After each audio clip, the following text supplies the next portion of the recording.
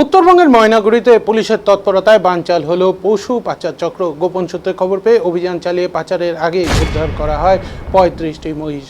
ঘটনার সাথে জড়িত থাকার অভিযোগে গ্রেপ্তার করা হয় 3 জনকে। পুলিশ সূত্রে জানা গিয়েছে, বিহার থেকে আসামের উদ্দেশ্যে একটি লরিতে করে বেআইনিভাবে মহিষ নিয়ে যাওয়া হচ্ছিল। গোপন খবরের ভিত্তিতে ময়নাগুড়ি থানার পুলিশ লরিটির পিছু ধাওয়া করে। এরপর ময়নাগুড়ির হসুলডাঙ্গা টোল প্লাজার কাছে লরিটিকে ঘিরে ফেলে পাচারকারীদের ধরে ফেলে পুলিশ। লরি থেকে উদ্ধার করা হয় 35টি মহিষ। ময়নাগুড়ি থানার আইসি সুবল ঘোষ জানান, বৃহস্পতিবার ময়নাগুড়ি টোল প্লাজা এলাকায় অভিযান চালিয়ে লরিটিকে আটক করা হয় এবং 3 জনকে গ্রেপ্তার করা হয়েছে। উদ্ধার হওয়া মহিষগুলোকে আপাতত পুলিশের হেফাজতে রাখা হয়েছে। এই পাচার চক্রের পেছনে অন্য কারো হাত রয়েছে কিনা তা জানতে তদন্ত শুরু করেছে ময়নাগুড়ি থানার পুলিশ।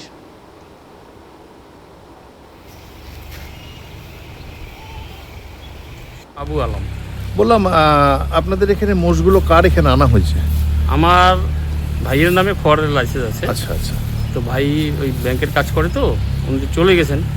এখন মনে করি আইসি সাহেব ফোন করলো যে এরকম 35টা মহিষ বিহার থেকে আসামের দিকে যাচ্ছিল, ধরছে। তো বললো আপনার খড়ে পাঠাচ্ছি। তো বর্তমানে তো গরু দিয়ে একটু অসুবিধায়, গরু কেউ রাখতে চাচ্ছে না।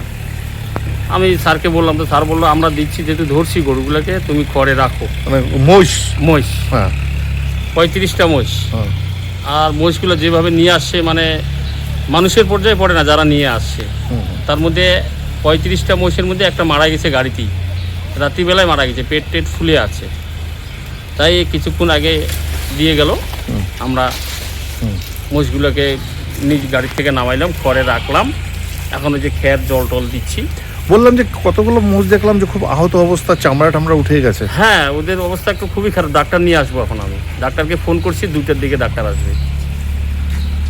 ওই স্প্রে নিয়ে আসবে, ব্যথার কি আছে ডাক্তার আমরা তো বুঝতে পারবো না, ডাক্তার দেখলেই বুঝতে পারবে। অনেক ছাল চামড়া। কটা মোষ তাহলে?